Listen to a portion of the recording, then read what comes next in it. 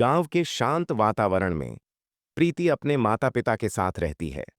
वह अपनी सुंदरता पर घमंड करती है और कहती है कि उसके लिए केवल एक राजकुमार ही आएगा। कॉलेज में पढ़ाई करती हुई वह हमेशा बाहरी चमक और दिखावे पर ध्यान देती है। उसके माता पिता चिंतित हैं, लेकिन परिवार की परंपरा और सामाजिक दबाव के चलते प्रीति अंततः शादी के लिए राजी हो जाती है। हालांकि अंदर से उसकी आंखों में एक अनकही उदासी छिपी होती है।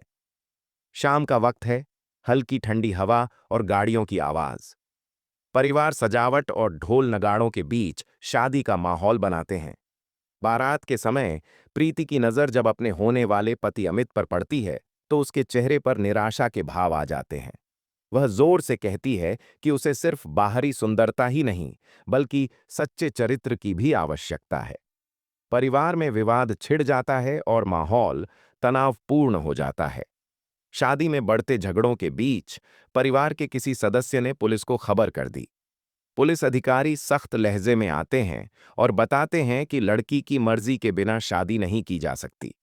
परिवार निराश होकर समझौता कर लेता है। इस स्थिति में सबकी मान सम्मान और परिवार की इज्जत पर सवाल उठते हैं। शादी के बाद प्रीति अपने परिवार के अपमान से बचे रहना चाहती है। वह जबलपुर लौट आती है और कठिन परिस्थितियों में जीने के लिए सड़क किनारे सब्जी का ठेला लगाने लगती है। मेहनत से अपने बच्चों का पेट भरती है, लेकिन उसके चेहरे पर संघर्ष और उदासी के गहरे निशान हैं। 4 साल बाद अब एक वरिष्ठ अधिकारी एसडीएम बनकर लौटे अमित अपनी गाड़ी से रास्ते में जाते हुए देखते हैं कि सड़क किनारे प्रीति सब्जियां बेच रही है। उसकी नजरें एक समय की पुरानी यादों में खो जाती हैं।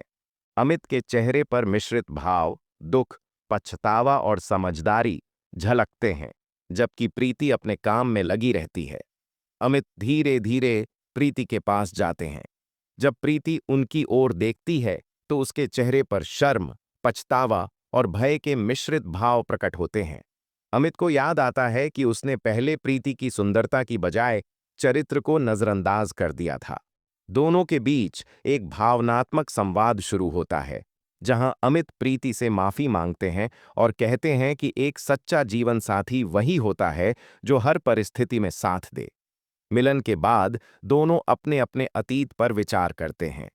प्रीति अब समझ चुकी है कि असली सुंदरता बाहरी दिखावे में नहीं, बल्कि चरित्र, संस्कार और समझदारी में है।